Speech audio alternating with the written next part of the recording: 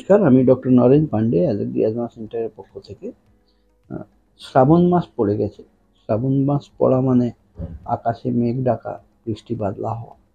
এই বৃষ্টি বাদলার সময় কিন্তু এমন একটা সময় যে এই সিজনাল চেঞ্জ একটা হয়। প্রচুর তাপ গরমে আমরা কষ্ট পাচ্ছিলাম। এই মেঘ বৃষ্টি বাদলাতে অ্যাটমসফিয়ার অনেকটা বেটার হয়েছে। কিন্তু এই বেটারমেন্টের সাথে সাথে প্রচুর যারা অ্যালার্জিক পেশেন্টস আছেন, রোগী আছেন, তাদের জন্য কিন্তু একটু কষ্টের সময় চলে এসছে। কারণ এই সময় অ্যালার্জি খুব বৃদ্ধি পায়। এই নিয়ে আজকের আলোচনা। আপনারা যারা নতুন বন্ধু, ওনাদের অনুরোধ করব লাইক, সাবস্ক্রাইব, কমেন্ট, শেয়ার করতে।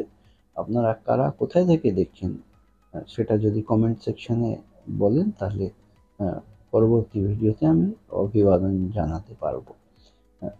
পূর্ণ বন্ধু যারা লাইক, সাবস্ক্রাইব, কমেন্ট, শেয়ার করছেন, ওনাদের অনেক অনেক ধন্যবাদ। এই যে বৃষ্টি বাদলা হচ্ছে, এই বৃষ্টি বাদলায় কিন্তু প্রচুর গাছগাছড়ার হিউজ পলিনাইজেশন হয়। পলেন, রেণু, এগুলো প্রচুর পরিমাণে আমাদের অ্যাটমসফিয়ারে বেরিয়ে থাকে। এবার অ্যালার্জিক পেশেন্ট যারা আছেন, ওনাদের অনেকেরই কিন্তু অ্যালার্জির প্রবণতা এই পলেন অ্যালার্জি থেকে হয়, গাছগাছড়ার রেণুর অ্যালার্জি থেকে হয়। এগুলো নিঃশ্বাসের সাথে শরীরে প্রবেশ করে, আর আমাদের রেসপিরেটরি ট্র্যাক্টের মধ্যে বসে আছে মাস্ট সেল।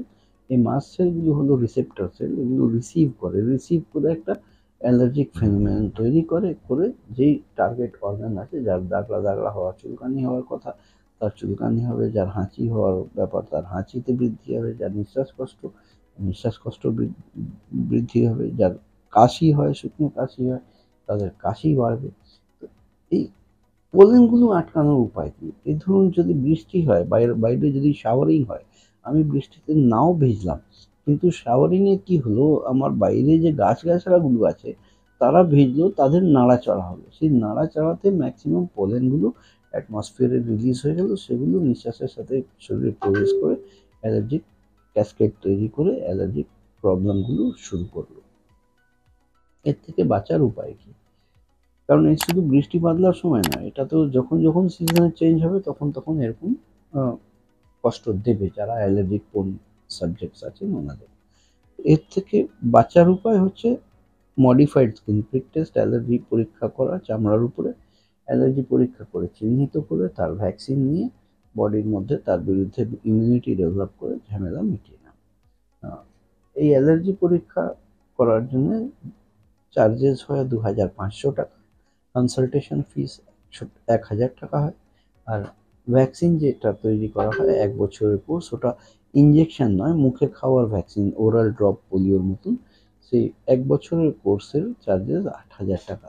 জাস্ট খরচের সম্পর্কে একটা আইডিয়া দিয়ে দিলাম, যাতে আপনার নাগালে পৌঁছচ্ছে কিনা। আর এইরকম পরিষেবা যদি নেওয়ার প্রয়োজন থাকে, তাহলে স্ক্রিনের ডান দিকের নিচে যে নম্বরটা দেওয়া আছে 7278034776, এই নম্বরে কল করে অ্যাপয়েন্টমেন্ট নিয়ে আপনারা সেই পরিষেবা কলকাতায় নিতে পারেন। আমরা কলকাতায় শিয়ালদা স্টেশনের পাশে মৌলালি মাজার আছে, সেই মাজারের গা দিয়ে একটা রাস্তা বেরোয়, পাতলা রাস্তা, শুধু গাড়ি আসে, ওখান থেকে ঢোকে। সেই রাস্তায় প্রবেশ করে একটা বাড়ি ছেড়ে দ্বিতীয় বাড়িতে আমরা অবস্থিত। আজকের মতন এখানেই শেষ করলাম। আমি doctor Naren Pandey, allergy asthma সেন্টারের পক্ষ থেকে। আপনারা সুস্থ থাকুন, ভালো থাকুন। ভিডিও যদি পছন্দ হয় একটা লাইক তো বানতা है।